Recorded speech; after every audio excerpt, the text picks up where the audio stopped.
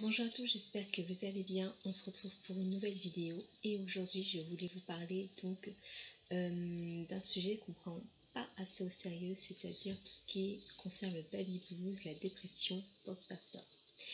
Pourquoi je vous en parle aujourd'hui? Tout simplement parce que je l'ai vécu et je pense que je ne suis pas totalement sortie de cette période. Il faut savoir aussi qu'il y a aussi la dépression post-natale que j'ai vécu également, qui est assez similaire, sauf qu'on la vit pendant la grossesse. Alors, qu'est-ce que la dépression postpartum? En fait, c'est tout chamboulement hormonal, tout simplement des hormones qui retombent après avoir accouché, après la naissance de votre enfant.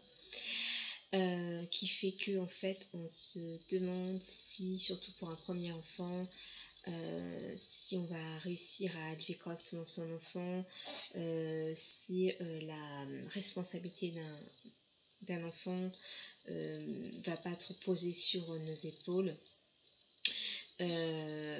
si on va y arriver, le fait qu'on passe les nuits blanches, qu'on n'arrive pas à faire s'endormir son enfant encore, qu'on n'ait pas encore les petites choses, les petits trucs pour nous aider, qu'en plus on soit stressé, donc le bébé ressent tout, qui fait que en fait on parle de dépression et dépression postpartum. Donc moi on m'a recommandé de me faire aider. Je l'ai pas fait, par contre je prends du magnésium, de l'oméga 3. Ça m'aide en fait à me détendre et à aider à faire passer ce mauvais cap en fait. Faut pas se dire que c'est normal d'avoir des idées noires pendant la grossesse et même après, mais il faut faire très attention parce que ça peut être vraiment dangereux pour vous, comme pour votre enfant, comme pour votre couple. C'est aussi normal de ne pas reprendre rapidement en fait une vie intime avec son conjoint. Déjà il y a des femmes qui s'en prêtent plutôt que d'autres. Il y a le fait aussi qu'il faut laisser à votre corps le temps de se remettre.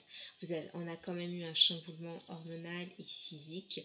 Moi je sais que sans rentrer dans les détails, je me sentais prête depuis 3 semaines, donc j'ai accouché il y a un mois.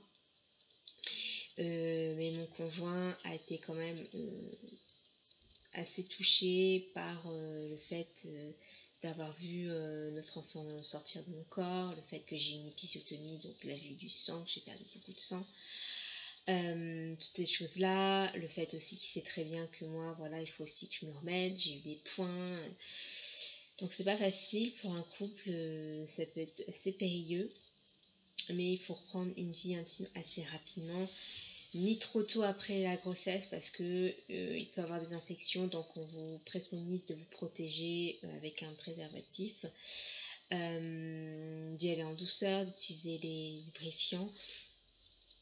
Je pense que c'est important d'en parler quand même, et de parler avec votre conjoint de vos peurs, de vos craintes en tant que femme, fait du chamboulement que vous avez hormonal, ce que vous vivez, vos peurs, vos craintes.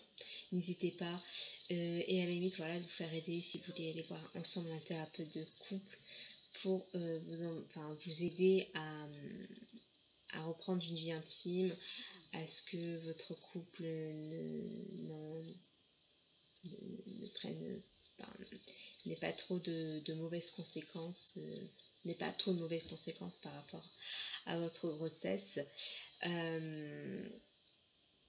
Mais vraiment faites-le et parlez-en. Si ça vous fait du bien d'en parler, ne serait-ce qu'à des amis ou à la famille, des personnes de confiance avec qui vous sentez à l'aise, n'hésitez pas, c'est important aussi. Moi je sais que mon enfant, c'est la personne la plus importante pour moi, ça le sera toujours, je l'aime de tout mon cœur, mais c'est vrai qu'il y a eu des moments, et j'en ai encore des moments où j'ai des idées noires. Alors je ne jetterai jamais par la fenêtre, je ne ferai jamais de mal, mais j'ai déjà eu des idées noires. C'est pas facile, surtout qu'avant on était entre guillemets seul, il n'y avait que nous à penser. Tout d'un coup on a la responsabilité d'une autre personne, d'un petit être, et surtout les premières années qui va être complètement dépendant de nous.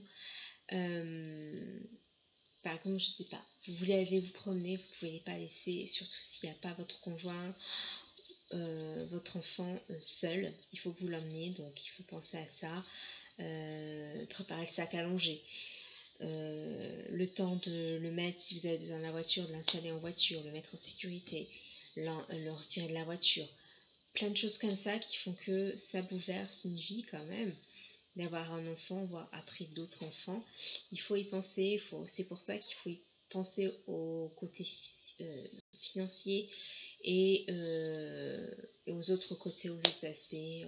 Par exemple, vous voulez aller en restaurant avec votre conjoint ou même des amis, il faut se dire comment on fait pour le bébé, pour le faire garder si on veut passer une soirée en amoureux tranquille. Les premiers temps, les premières semaines, les tout premiers mois, c'est pas forcément facile. Quelques heures encore, vous pouvez le faire, mais quelques jours, c'est plus compliqué quand ils sont tout petits quand même. Même à nos parents, même s'ils sont en bonne santé, c'est quand même encore un peu tôt pour laisser plusieurs jours son enfant à garder. Voilà. Il y a le fait aussi qu'on prend du poids. Alors il y a des femmes comme moi qui, même si elles perdent pas forcément du poids d'ordinaire, vont perdre facilement leur grossesse, vont pas avoir pris déjà énormément de poids, ils vont perdre facilement, et d'autres moins facilement, donc ça chamboule pas mal. Donc il faut y penser, il faut vraiment réussir à prendre du temps, à se garder du temps pour notre vie de couple avec notre conjoint, et en tant que femme aussi, prendre toujours soin de soi. Avec un enfant, c'est vrai que c'est pas toujours facile. Mon fils à côté, il ronfle. Voilà. Petit aparté. Voilà, alors oui, c'est toujours le petit qui est en priorité sur le reste, mais il faut aussi prendre du temps pour vous, pour décompresser, pour rester féminine, en vous maquillant, en faisant attention à votre poids, par exemple en faisant du sport. Enfin, pas dès le début parce que vous pouvez pas, je crois qu'il faut attendre 2-3 mois. Le temps d'après avoir fait la rééducation du périnée, et ça on peut le faire qu'à partir de 2 mois après la grossesse, je crois, après l'accouchement. Il y a plein de petites choses comme ça, il faut vraiment réussir à équilibrer toutes les parties de notre vie. Et c'est pas toujours simple, mais il faut le faire aussi pour notre bien-être, pour notre équilibre à nous, et pour notre équilibre de vie de famille, de vie de couple. Il faut vraiment prendre tout ça en considération. Voilà. Écoutez, je crois que c'était à peu près tout. Cette vidéo est assez courte, mais je tenais à en parler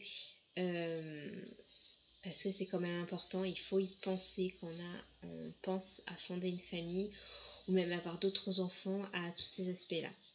Voilà, sur ce, jusqu'à la prochaine vidéo, je vous fais d'énormes bisous et je vous dis à bientôt.